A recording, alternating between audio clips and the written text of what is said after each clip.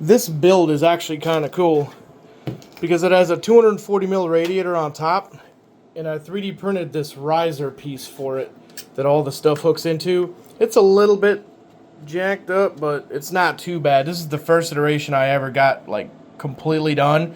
I need to print a new one on this Bambu Lab A1 printer. But anyways, this has a Ryzen 7 5700G.